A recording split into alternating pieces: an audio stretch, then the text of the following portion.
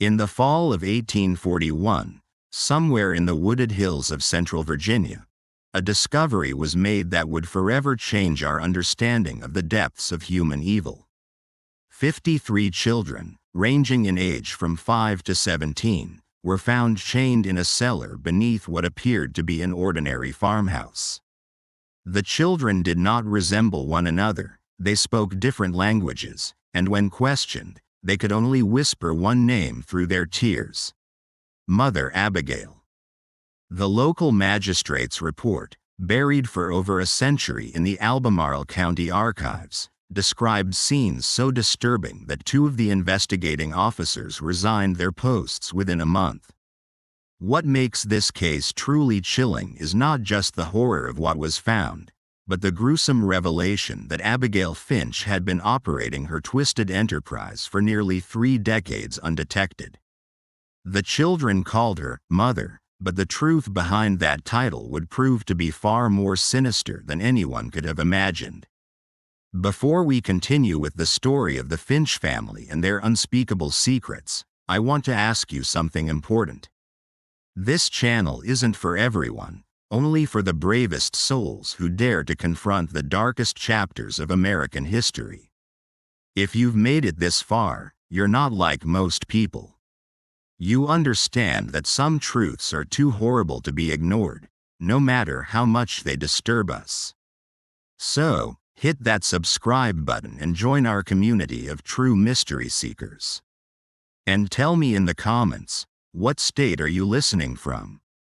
Are you brave enough to hear stories like this from your own homeland? The question that tormented investigators then and continues to baffle historians today is how such a massive operation could go unnoticed for so long in such a close-knit rural community. The Virginia of 1841 was a land caught between 2 worlds. The old agricultural system still dominated the social landscape, while whispers of industrial change were arriving from the north. In this environment, the small farming community of Oakhaven, a collection of perhaps 60 families scattered throughout the wooded valleys of Albemarle County, represented the typical American rural settlement of the time. Most residents grew tobacco or corn, traded at Croft's General Store, and gathered for social events at the one-room schoolhouse that also served as a community meeting hall. The Finch property was on the outskirts of this community, a modest 2-story wooden farmhouse surrounded by nearly 150 acres of prime agricultural land. To any traveler passing by on the dusty road that connected Oakhaven to Richmond, the Finch farm seemed completely nondescript. The house itself, built in the Federal style popular during the 1810s, featured white-painted clapboard siding and a wraparound porch, typical of Virginia architecture. A gray barn stood 50 yards behind the house, with a chicken coop and a smokehouse completing the typical farm layout. What made the Finch property unique was not visible from the road. Silas Finch, who had purchased the land in 1813 with money inherited from his father's shipping fortune, had devoted considerable effort to expanding the house's cellar. While most Virginia homes of the era had simple root cellars, the Finch's cellar extended far beyond the footprint of the house above. Local craftsmen remembered being hired for various excavation projects throughout the 1810s and 1820s, though none had ever seen the finished work. Silas paid well and in cash, asking only that the workers focus on their assigned sections rather than the overall project. Abigail Finch, Silas's wife, had arrived in Oakhaven in 1814 as a 21-year-old bride. Neighbors remembered her as an attractive woman with dark hair and an unusually soft voice. She dressed simply but neatly, attended the Baptist church services when her health permitted, and maintained a reputation for charitable works. When asked to contribute to community causes, Abigail would inevitably explain that she and Silas were already caring for several orphaned children from their family in Ohio. The arrangement, she explained, was temporary, just until suitable permanent homes could be found. This explanation satisfied the community's curiosity about the occasional glimpses of children around the Finch property. Mrs. Croft, from the general store, would sometimes see a young face peeking out from the Finch's wagon when Abigail came to town for supplies. The children never spoke, but Abigail explained that they were shy, traumatized by the loss of their parents, and needed time to adjust to their new circumstances. The community, familiar with the tragedy of orphaned children in an era of high mortality rates, accepted these explanations without question. Elias Croft, who ran the general store, later recalled that Abigail Finch was one of his most reliable customers. Every 2 weeks, she would arrive with a detailed list and enough cash to purchase substantial quantities of basic foodstuffs: flour, cornmeal, salt pork, molasses, and other staples. The quantities seemed large for a childless couple, but when Elias mentioned it, Abigail would remind him of the orphaned children. She also purchased unusual amounts of basic medicines, explaining that children from poor circumstances often arrived with various ailments that required treatment. The Finch farm operated on a schedule that puzzled some neighbors. While most farm families rose with the sun and worked until dusk, activity on the Finch property often continued well into the night. Lights could be seen in the farmhouse windows at unusual hours, and the sound of hammering or construction work would sometimes echo across the fields during the night. When asked about these activities, Silas explained that he was making improvements to accommodate the growing number of children in his care. Dr. Alistair Penn, the itinerant physician who served the Oakhaven area, recalled being called to the Finch farm on several occasions during the 1820s and early 1830s. Each time, he was told that one of the orphaned children had fallen ill and needed medical attention. However, Dr. Penn was never allowed to examine the children directly. Instead, Abigail would describe the symptoms and request specific medications. When the doctor insisted on seeing his patients, Abigail would explain that the children were too afraid of strangers, too traumatized by their experiences to allow unknown men to examine them. The deception was so complete that even the local pastor, Reverend Thaddeus Blackwood, believed in the Finch family's charitable work. During his occasional visits to the farm, Reverend Blackwood would praise Abigail and Silas for their Christian compassion in caring for so many unfortunate children. He offered to help find permanent homes for the orphans, but Abigail always explained that she was already in correspondence with relatives in Ohio who would eventually take the children in. The process, she assured him, simply required patience and careful organization. What none of the community members realized was that Abigail Finch had been perfecting her deception for nearly 3 decades. The orphaned children were not temporary residents waiting to be placed with loving families. They were prisoners purchased, kidnapped, or lured from their families in multiple states, kept in conditions that would make the most hardened criminals weep in horror. The discovery that would expose the Finch family's horrific secrets began with a series of seemingly unrelated incidents in the early months of 1841. January had been unusually harsh, with temperatures dropping well below freezing for weeks on end. The bitter cold that gripped Virginia that winter would prove to be both a blessing and a curse for the 53 children trapped beneath the Finch farm. On January 28, 1841, a traveling salesman named Leopold Haas was making his way from Richmond to Staunton when a violent snowstorm forced him to seek shelter. The Finch farm, being the nearest building visible from the road, seemed a natural choice for emergency lodging. Silas Finch, despite his obvious reluctance, could hardly deny hospitality to a stranded traveler during such dangerous weather. Haas later described the evening as uncomfortably tense. Abigail Finch served a simple meal of cornbread and salt pork, but the conversation was forced and strange. The Finches seemed nervous, constantly exchanging glances and jumping at every sound. When Haas asked about the children he had been told lived on the farm, Abigail explained that they were all asleep and should not be disturbed. The children, she said, had been ill with a fever and needed their rest. What disturbed Haas the most was the sound. Throughout the night, as he lay on a makeshift bed in the Finch's parlor, he could hear what sounded like muffled crying coming from beneath the floor. When he mentioned it to Silas the next morning, Finch claimed it was probably just the wind whistling through cracks in the foundation. The sound was common in old houses, especially during cold weather. Haas accepted this explanation, but something about the Finch's demeanor continued to trouble him. The second incident occurred weeks later, on March 20th.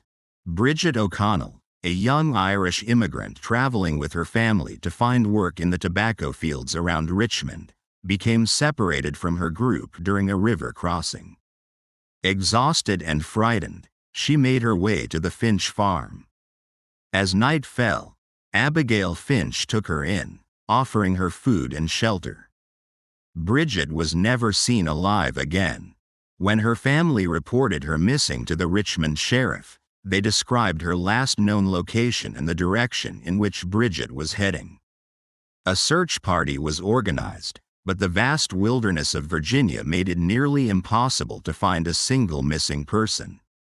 The search was called off after a week, and Bridget O'Connell was presumed to have died of exposure or been attacked by wild animals. The final incident that would lead to the discovery occurred on April 5, 1841. A local trapper named Arthur Davies was checking his traps in the woods bordering the Finch property when he heard something that chilled him to the bone. From somewhere near the Finch farm came the sound of children screaming. Not the ordinary cries of youngsters at play, but raw, desperate shrieks of pure terror. Davies crept closer to investigate, hiding behind a cluster of oak trees about 50 yards from the Finch house. For nearly an hour, he watched and listened. The screams continued intermittently, always seeming to come from beneath the house rather than from within it. At one point, he saw Silas Finch emerge from what appeared to be a cellar door on the side of the house.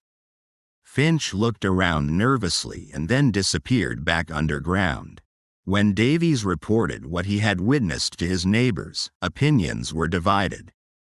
Some suggested that the orphaned children might be more troublesome than the Finches had let on, perhaps requiring discipline or medical treatment that could be distressing.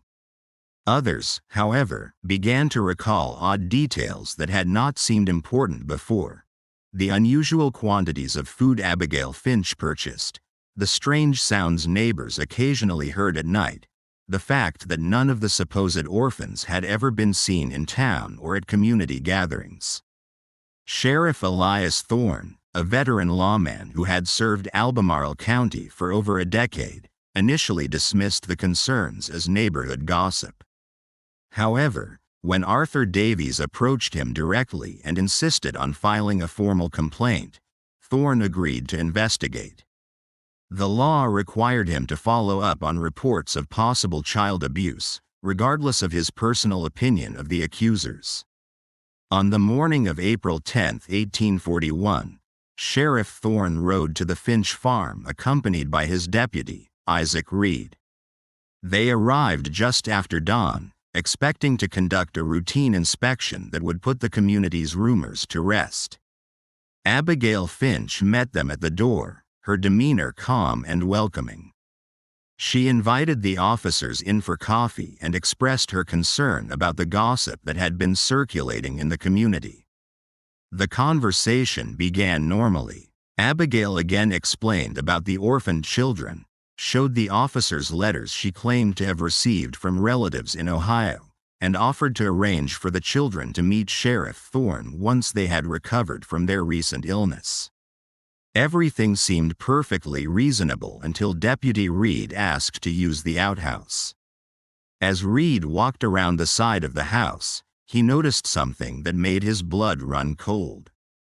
The cellar door that Arthur Davies had seen Silas Finch use was secured with 3 separate padlocks.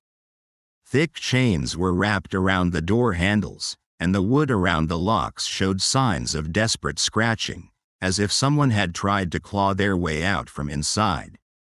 When Reed returned to the house and quietly informed Sheriff Thorne of what he had observed, both men knew they were dealing with something far more serious than community gossip. Thorne politely asked Abigail to show them the cellar, explaining that a thorough inspection would help put the rumors to rest. The change in Abigail Finch's demeanor was immediate and chilling. Her face grew pale, her hands began to tremble, and she began to stammer about how dangerous the cellar was, that the children were not allowed down there, that there was nothing to see but old farm equipment and storage. It was then that they heard it. From somewhere beneath their feet came the sound of children crying, followed by a faint voice calling for help. The sound was muffled but unmistakable, and it was coming from directly beneath the kitchen where they stood. The immediate aftermath of that first discovery would haunt Sheriff Thorne for the rest of his life. When he and Deputy Reed forced open the cellar door, the stench that rose from the darkness below was overpowering. A mixture of human waste, unwashed bodies, and something else that Thorne later described as the smell of despair itself. The cellar that Silas Finch had spent nearly 3 decades building was a masterpiece of calculated cruelty. The main chamber extended far beyond the footprint of the house above, reaching deep into the earth like an underground warren. Stone walls, carefully mortared and designed to muffle sound, created a series of interconnected rooms. The largest chamber, directly beneath the kitchen, housed the majority of the children. They were chained to iron rings embedded in the stone walls, each child secured with shackles on their ankles. The chains were just long enough to allow for movement in a small area but prevented any possibility of escape. The children's ages ranged from approximately 5 to 17. They were emaciated, their clothes reduced to rags, their bodies bearing the marks of prolonged neglect and abuse. Many showed signs of illness, fever, respiratory problems, and skin conditions resulting from living in the damp, unventilated underground space. What struck both officers the most was the silence. After the initial cries for help, the children said nothing. They simply stared at the newcomers with eyes that held no hope or expectation of rescue. Deputy Reed, a father of 4, had to leave the cellar twice to vomit. Sheriff Thorne, despite his years of law enforcement experience, found himself unable to process the scale of what he was seeing. The methodical nature of the imprisonment, the evidence of long-term planning, the sheer number of victims, it was all beyond anything in his experience or imagination. In the smaller chambers, Thorne and Reed found evidence of the Finch's system of control. One room contained stocks and restraining devices for punishment. Another housed what appeared to be a primitive medical area where children were treated for injuries and illnesses, not out of compassion, but to keep them alive and functional. A third room contained detailed records that would prove crucial to the investigation. Names, ages, dates of arrival, and notes on each child's condition and behavior. The records revealed the extent of the Finch's operation. Children had been arriving at the farm regularly since 1815, shortly after Abigail Finch arrived in Oakhaven. The sources varied. Some were orphans purchased from overflowing poorhouses. Others were runaways lured by promises of food and shelter, and still others appeared to have been simply kidnapped from their families. The records showed that over the years, more than 120 children had passed through the Finch's cellar. The obvious question: What had happened to the others was answered in the most horrific way possible. In a separate chamber, reached through a narrow, crawl-through passage, Thorne and Reed found the remains of at least 41 children. Some appeared to have died of disease or malnutrition. Others showed signs of violence. All had been buried in shallow graves beneath the cellar floor, their bodies covered with lye to control the smell and decomposition. The investigation that followed the initial discovery would continue for months as authorities struggled to understand how such a massive criminal enterprise had operated undetected for nearly 3 decades. The answer lay in Abigail Finch's genius for deception and her understanding of human psychology. She had created a persona almost perfectly designed to avoid suspicion in a 1840s rural community. The character of the charitable woman caring for orphaned children appealed to the community's Christian values while also explaining any unusual aspects of the Finch household. The story of traumatized children who were too afraid to interact with strangers provided a ready excuse for the supposed orphans never being seen in public. The claim that permanent homes were being arranged with distant relatives explained why the children never seemed to leave the farm. Even more cunningly, Abigail had created multiple layers of protection for her operation.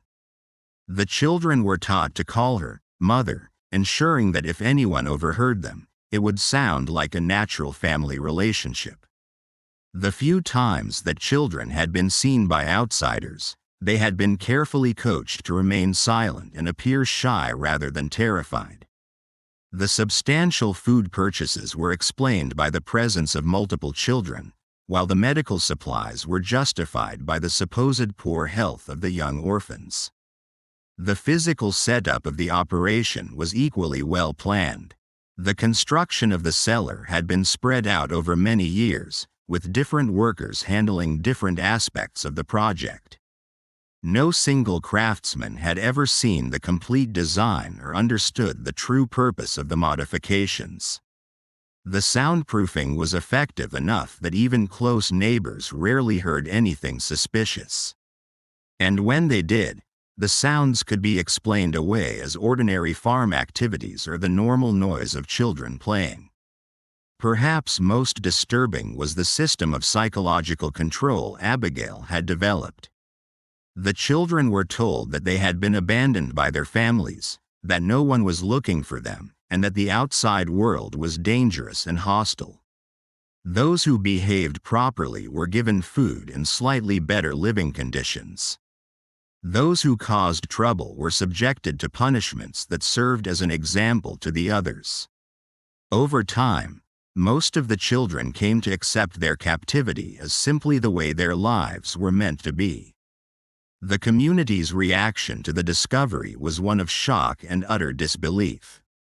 Many residents initially refused to believe that Abigail Finch, the quiet woman who had lived among them for over 20 years, could be capable of such monstrous acts. Some suggested that she must have been coerced by her husband or that the entire situation was somehow a misunderstanding. These denials became impossible to maintain as more evidence emerged.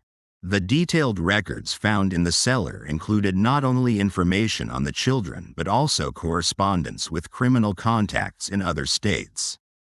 Abigail Finch had been part of a network that trafficked in children, buying and selling young victims across state lines. The Finch farm was just one operation in a larger criminal enterprise that stretched from Ohio to Alabama. As Sheriff Thorne delved deeper into the Finch case, disturbing patterns began to emerge that suggested the operation was far more sophisticated than initially believed. The correspondence found in the cellar revealed that Abigail Finch had been in regular contact with at least 10 other individuals in 4 states, all apparently involved in similar activities. The letters, written in a simple code that was eventually deciphered, discussed merchandise, deliveries, and quality control, in language that clearly referred to human trafficking. One letter, dated just 3 months before the discovery, came from someone identified only as J. Adler in Cincinnati. Adler wrote that he had 6 new items of various ages and conditions that would be suitable for your requirements. The letter included detailed descriptions of the children, their approximate ages, and their physical conditions. Most disturbingly, it included notes on their temperaments, which children were docile and which might require additional training. The financial records painted an even more horrifying picture. Abigail Finch had been paying between $40 and $180 per child, depending on age and condition. She had also been receiving payments from other locations, suggesting that the Finch farm served as both a destination and a distribution point for trafficked children. The total amount of money involved was staggering for the time. Over $10,000 in transactions over nearly 3 decades, equivalent to several $100,000 in modern currency. Dr. Alistair Penn, the itinerant physician who had been called to the Finch farm on several occasions, became a key witness as the investigation expanded. Under questioning, he revealed that Abigail Finch had always been unusually specific about the medications she requested. She had a detailed knowledge of how to treat malnutrition, respiratory infections, and other conditions common in severely neglected children. She had also asked for sedatives and other drugs that could be used to control difficult prisoners. The doctor's testimony led to another chilling conclusion. Abigail Finch had been systematically studying how to keep a large number of children alive under conditions of extreme deprivation. The medical supplies she purchased, the questions she asked, even the design of the cellar, it was all designed to maximize the survival rate of her prisoners while minimizing the resources required to maintain them. Local storekeeper Elias Croft provided additional pieces of the puzzle. A review of his sales records showed that Abigail Finch had been purchasing increasing quantities of basic supplies over the years. What had appeared to be the growing needs of a charitable household was actually the evidence of an expanding criminal operation. Croft also recalled specific requests for items that had seemed unusual at the time: extra blankets, large quantities of children's clothing, and bulk purchases of simple medicines. The investigation also revealed the role of Silas Finch in the operation. While Abigail appeared to be the mastermind, Silas was responsible for the physical maintenance of the prison and the handling of the children. Several of the surviving victims, when they were finally able to speak, described him as the enforcer who carried out punishments and maintained discipline. His construction work on the cellar had not just been an expansion, it had been a constant refinement of a system designed to hold human beings in captivity. The most disturbing revelation came from the analysis of the records of children who had disappeared from the Finch farm over the years. The ledgers showed that some children had been transferred to other locations, suggesting a network of buyers and sellers in several states. Others had been marked as unsuitable or problematic, entries that corresponded with the remains found in the cellar's burial chamber. The scope of the investigation widened as authorities in other states began to examine their own unsolved disappearances. Reports of missing children from Ohio, Kentucky, North Carolina, and Tennessee showed disturbing similarities. Many of the missing children fit the profile of those found at the Finch farm: poor, orphaned, or from families that would likely not have the resources to search for them extensively. Federal marshals were called in to coordinate the multi-state investigation. This was unprecedented for the time, as most law enforcement was strictly local. The Finch case represented one of the first major criminal investigations to cross state lines and involve federal authorities. The legal implications were complicated by the fact that many of the crimes had occurred in different jurisdictions under different laws. As the weeks passed, more of the survivors began to tell their stories. The accounts were remarkably consistent, describing years of imprisonment, systematic abuse, and psychological manipulation. The children described how new arrivals were broken in, subjected to isolation, punishment, and indoctrination until they accepted their fate. They told of a complex hierarchy among the prisoners, with older children being given minor privileges in exchange for helping to control the younger ones. The survivors also revealed the extent of Abigail Finch's psychological manipulation. She had convinced many of the children that they were worthless, that their families had sold or abandoned them, and that they deserved their treatment.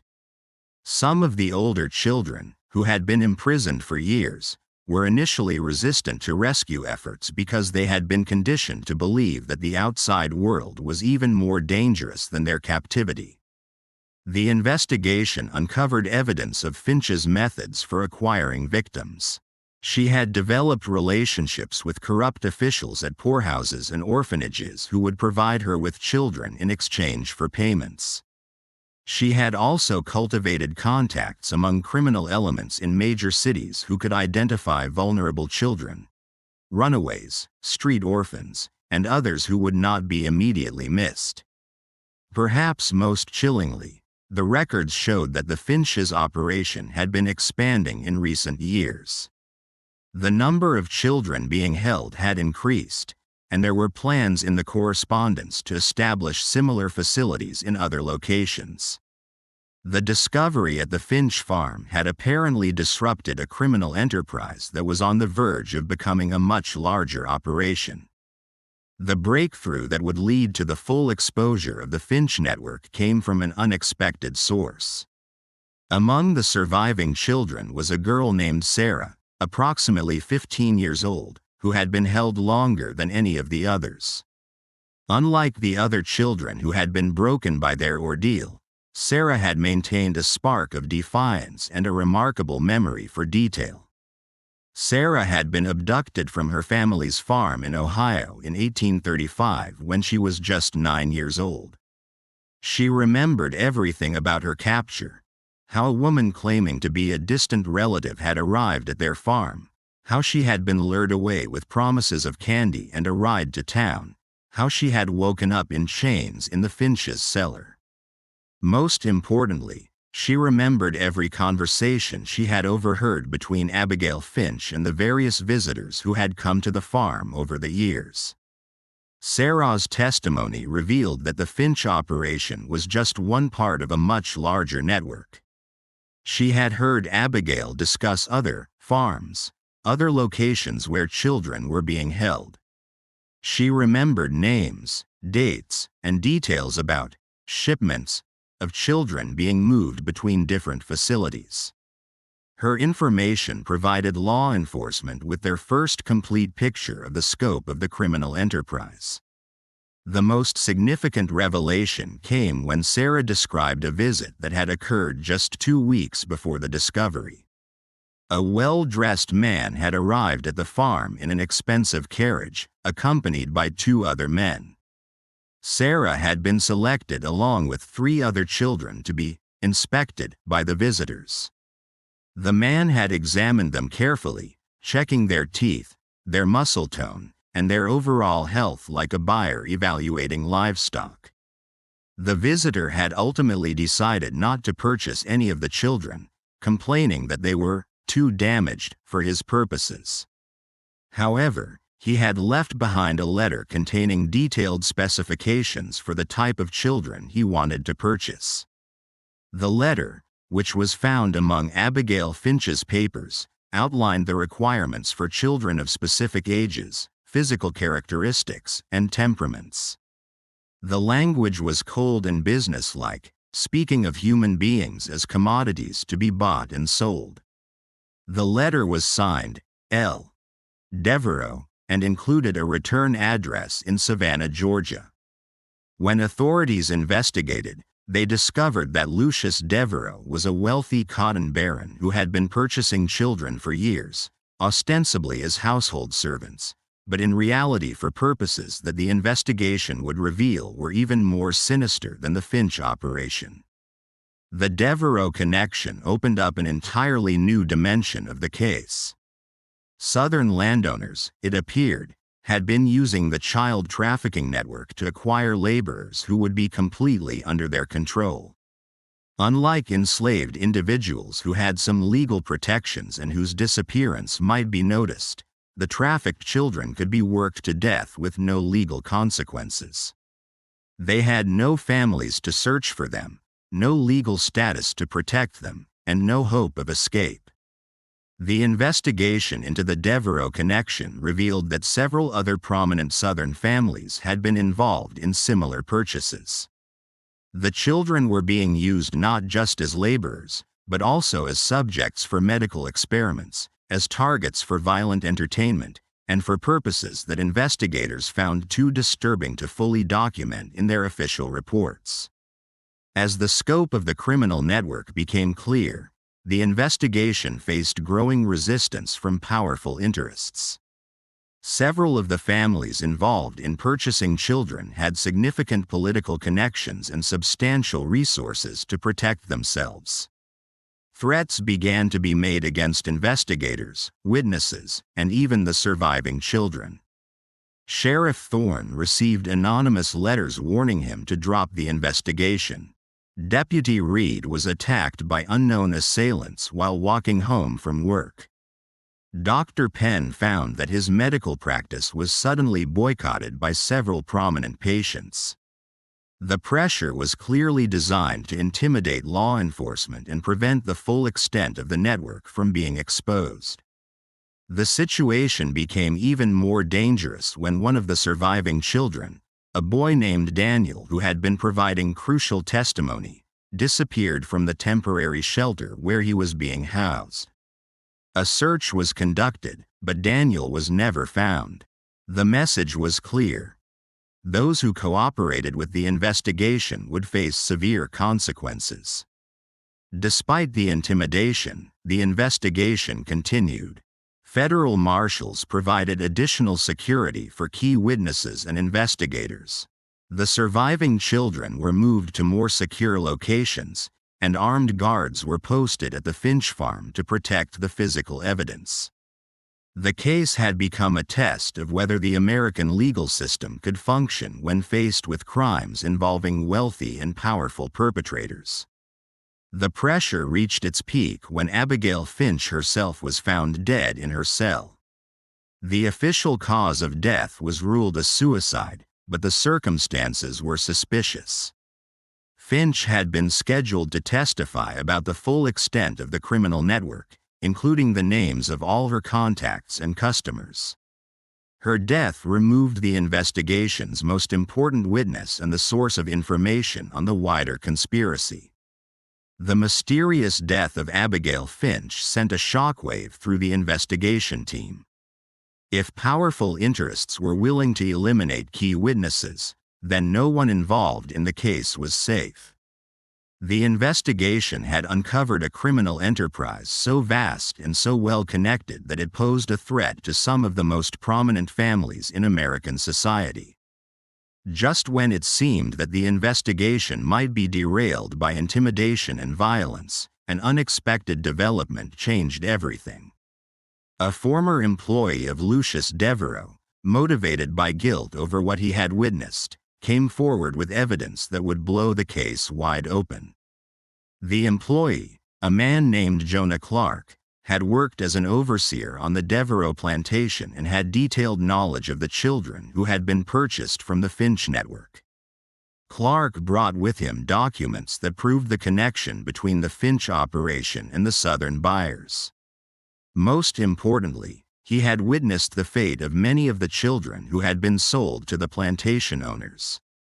His testimony would provide the final pieces of the puzzle and expose the full horror of what had been happening to America's most vulnerable children. Jonah Clark's testimony before the federal grand jury in Richmond would go down in history as one of the most disturbing accounts in American legal history.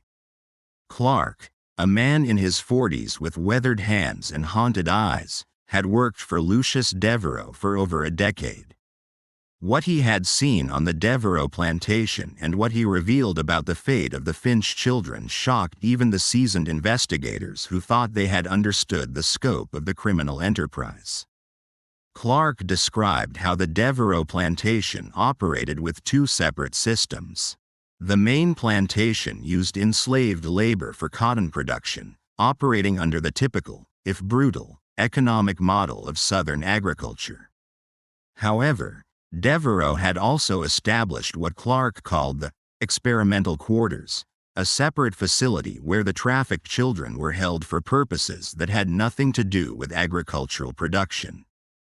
The children purchased from the Finch network were used as subjects for medical experiments that Devereux conducted with several associates, including 2 physicians from the Savannah Medical Institute. The experiments were designed to test the limits of human endurance, study the effects of various drugs and treatments, and satisfy the scientific curiosity of men who viewed children as laboratory animals rather than human beings. Clark's most damning testimony concerned the detailed records that Devereux kept of these experiments. The plantation owner had documented everything: the children's reactions to different treatments, their survival rates under various conditions, and the progression of diseases that were deliberately introduced to study their effects. The records showed that Devereux and his associates had been conducting systematic torture under the guise of medical research. The testimony revealed that at least 42 children from the Finch network had been sold to Devereux over the years. Of these, only 4 had survived long enough to be transferred to other buyers. The rest had died as a result of the experiments, malnutrition, or the brutal working conditions in the experimental quarters. Their bodies had been buried in unmarked graves in a remote section of the plantation. Clark also provided information on the wider network of buyers. He had been present at meetings where Devereux discussed purchases with other plantation owners, wealthy businessmen, and even some politicians. The conversations he overheard revealed that the trafficking network extended far beyond what investigators had imagined. Children were being bought and sold across the country, with different buyers having different requirements and purposes. The most shocking revelation came when Clark described a meeting he had witnessed in the fall of 1840. Devereux had hosted what he called a demonstration for potential buyers from across the South. The event was designed to showcase the quality of the children available through the network and to demonstrate the various uses to which they could be put. Clark's description of this meeting was so disturbing that several members of the grand jury had to leave the room. The demonstration had included exhibitions of the children's ability to perform various types of labor, their responses to different forms of punishment and control, and their suitability for different types of exploitation. Buyers had been encouraged to examine the children closely, to test their reactions, and to place orders for specific types of victims. The entire event had been conducted with the casual, business-like atmosphere of a livestock auction. Clark's testimony also revealed the financial scope of the network. The prices paid for children varied dramatically depending on their age, physical condition, and intended use. Younger children who could be more easily controlled and conditioned fetched higher prices. Children with specific physical characteristics or abilities were sold at a premium. The total amount of money involved in the network was estimated to be in the hundreds of thousands of dollars, a fortune for the time. The investigation team used Clark's information to coordinate raids on multiple locations across the South. Federal marshals, working with local law enforcement, simultaneously struck plantations, warehouses, and other facilities where trafficked children were being held. The raids were conducted in secrecy to prevent the destruction of evidence and the flight of the main perpetrators. The results of the coordinated raids were staggering. Over 100 additional children were rescued from various locations. Physical evidence was seized that documented the full extent of the trafficking network, including financial records, correspondence, and detailed logs of purchases and sales. Several prominent individuals were arrested, including Lucius Devereaux, 2 physicians from the Savannah Medical Institute, and an Alabama state legislator who had been one of the network's best customers. The evidence seized during the raids painted a picture of systematic evil that shocked the nation. The trafficking network had been operating for over 30 years, had involved dozens of major buyers and sellers, and had victimized hundreds of children. The level of organization and sophistication was unprecedented for any criminal enterprise of the time. The medical experiments conducted by Devereaux and his associates were documented in horrifying detail.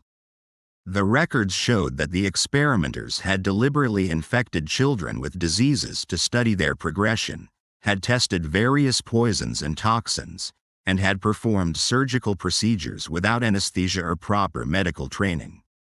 The children had been treated as disposable research subjects, their lives valued only for the scientific knowledge that could be extracted from their suffering. The investigation also revealed the corruption that had made the network possible. Officials at orphanages, poorhouses, and local governments had been bribed to provide children or to ignore their disappearances. Judges had been paid to declare children abandoned or to approve adoptions that were actually sales. Even some law enforcement officials had been involved in covering up evidence and intimidating witnesses. The legal proceedings that followed would drag on for years as prosecutors struggled to bring justice to the victims of crimes that had occurred in multiple states and jurisdictions. The complexity of the case, combined with the wealth and political connections of many of the accused, made prosecution extremely difficult. Several key defendants escaped conviction on technicalities or through the influence of powerful allies. However, the public exposure of the trafficking network had profound effects that extended far beyond the legal proceedings. The Finch case became a catalyst for the first federal legislation addressing child trafficking and abuse. It led to reforms in the oversight of orphanages and poorhouses and to the establishment of new legal protections for vulnerable children. The final resolution of the Finch case would take nearly 5 years to complete, but its impact on American society was immediate and profound. The public reaction to the revelations was one of horrified fascination mixed with a determination to prevent such atrocities from ever happening again. Newspapers across the country covered the story in unprecedented detail, with many publications dedicating entire issues to the findings of the investigation. The surviving children faced a long and difficult road to recovery. Most had been held for years and had no memory of life before their captivity. The 53 children rescued from the Finch cellar required extensive medical treatment, psychological care, and patient work to help them readjust to normal human interaction. Many never fully recovered from their ordeal, carrying physical and emotional scars for the rest of their lives. Sarah, the 15-year-old girl whose testimony had been crucial in exposing the wider network, became something of a celebrity as news of her bravery spread. However, the attention proved overwhelming for someone who had endured such trauma. She was eventually placed with a Quaker family in Ohio who provided the quiet, supportive environment she needed to heal. Sarah lived to be 75, eventually marrying and raising a family of her own, but she never again spoke publicly about her experiences after the trial testimony. The legal proceedings revealed the full extent of the corruption that had enabled the trafficking network. Silas Finch, who had been captured during the initial raid, was convicted on multiple counts of kidnapping, imprisonment, and murder. He was executed by hanging in Richmond on December 5, 1843, before a crowd of over 4,000 people. His last words, according to witnesses, were a confession that he had followed the devil's path, and a plea for forgiveness from the children he had helped to torture. The trial of Lucius Devereux became a sensation that exposed the dark underbelly of Southern plantation society. The medical records seized from his plantation provided evidence of systematic torture and murder that shocked even the most hardened observers. Devereux was convicted of multiple murders and sentenced to death, but his execution was delayed for years by appeals and political maneuvering. He eventually died in prison in 1848, reportedly of a heart attack, though some suspected he had been poisoned by associates who feared he might reveal additional secrets. The two physicians from the Savannah Medical Institute who had participated in the experiments were stripped of their medical licenses and sentenced to long prison terms. Their cases led to new regulations governing medical research and the treatment of human subjects. The Medical Institute itself faced a scandal that nearly resulted in its closure, as investigators revealed that several other faculty members had been aware of the illegal experiments but had failed to report them. The most frustrating aspect of the investigation was the number of powerful individuals who escaped justice despite clear evidence of their involvement. Several wealthy plantation owners fled to Europe before they could be arrested. Others used their political connections to avoid prosecution or to receive minimal sentences that did not reflect the severity of their crimes.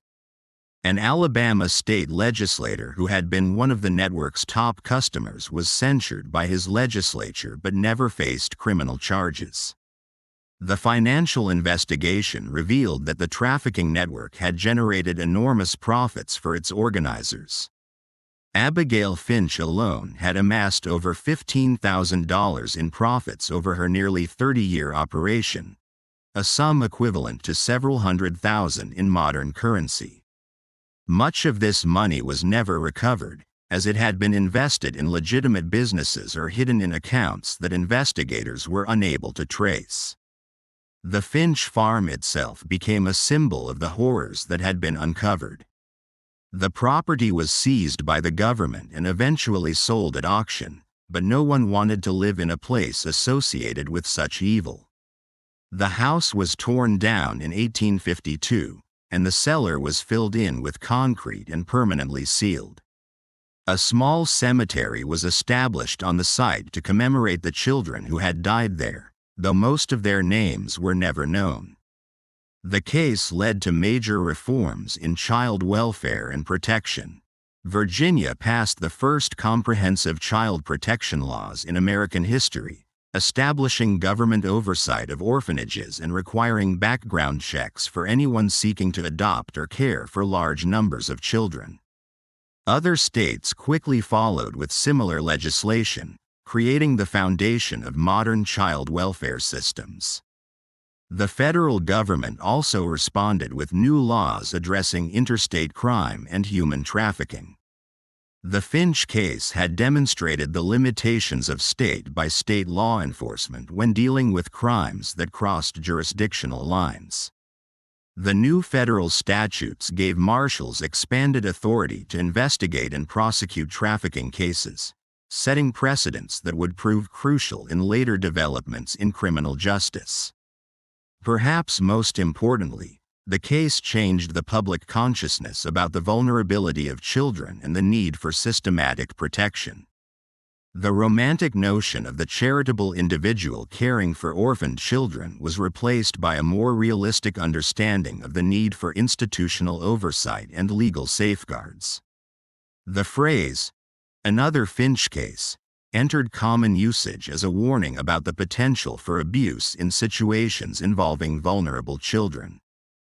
Dr. Alistair Penn, the physician who had unwittingly enabled the Finch operation through his medical consultations, devoted the rest of his career to child welfare. He established free clinics specifically for orphaned and abandoned children and became an advocate for reforms in medical practice that would prevent doctors from being manipulated by criminals. His later writings on medical ethics were heavily influenced by his experience with the Finch case. Sheriff Elias Thorne, who had led the initial investigation, was promoted to federal marshal and spent the rest of his career pursuing similar cases. He became one of the first law enforcement officials to specialize in crimes against children, developing investigative techniques and procedures that would be used for decades. Thorne's detailed reports on the Finch case became required reading for law enforcement officers across the country. The stories of the children, as they emerged over the years, revealed the full extent of human resilience and the long-term effects of systematic abuse.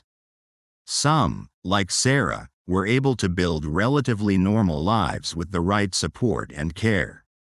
Others struggled with mental illness, addiction, and other problems stemming from their traumatic experiences. A few never recovered at all, dying young from complications related to their years of imprisonment and abuse. The network's correspondence, which had been preserved as evidence, provided investigators with information that led to additional cases for years after the initial discovery. The letters found in the Finch's cellar contained references to other operations, other victims, and other perpetrators.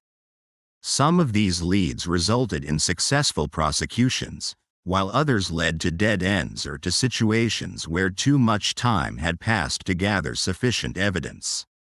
One of the most unsettling aspects of the case was the realization that the Finch operation had been just one part of a much larger system of exploitation that had existed largely undetected for decades.